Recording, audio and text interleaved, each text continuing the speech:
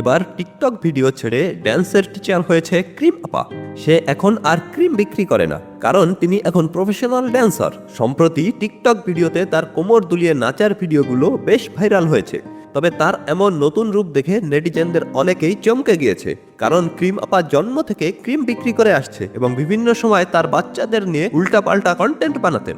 এ কারণে হয়েছেন সংবাদের শিরোনাম। এমনকি বাচ্চাদের সামনে ওড়না ছাড়া টিকটক ভিডিও বানিয়ে পড়েছেন সমালোচনার মুখে।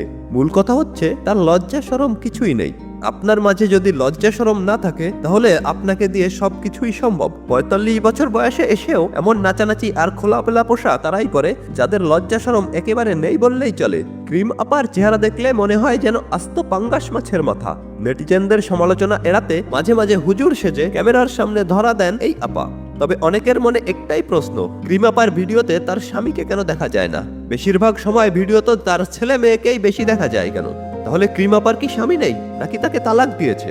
ভক্তদের অনেকেই বলেছেন তার মতো মেয়ের কাছে থাকার চেয়ে না থাকাই ভালো। সে যাই হোক, মূল কথা হচ্ছে ক্রিম আপা এখন নাচের স্কুল দিয়েছেন এবং প্রতিদিন নাচের স্কুলের টিকটক ভিডিও বানিয়ে টিকটকে আপলোড করছেন। তার আসল উদ্দেশ্য হচ্ছে মাথামোটা টিকটকারদেরকে তার নাচের স্কুলে নিয়ে আসবে, কারণ সুস্থ স্বাভাবিক মানুষ তার নাচ দেখা তো দূরের কথা, তার চেহারাটা পর্যন্ত দেখতে চাইবে না। অবশ্য রীতিমতো অনেক ভক্তই তাকে ধুয়ে দিয়েছেন। তবুও ক্রিম আপা অন্যের কথা তোয়াক্কা না করে তার এই নাচের সংগ্রাম চালিয়ে যাচ্ছেন। সমালোচনাকে কিভাবে উড়িয়ে দিতে হয় ক্রিম আপা সেটা খুব ভালো করেই জানে। তো ভিউয়ার্স, আপনারা যদি কেউ নাচ শিখতে চান, তাহলে আজই ক্রিম আপার নাচের স্কুলে ভর্তি হয়ে যেতে পারেন।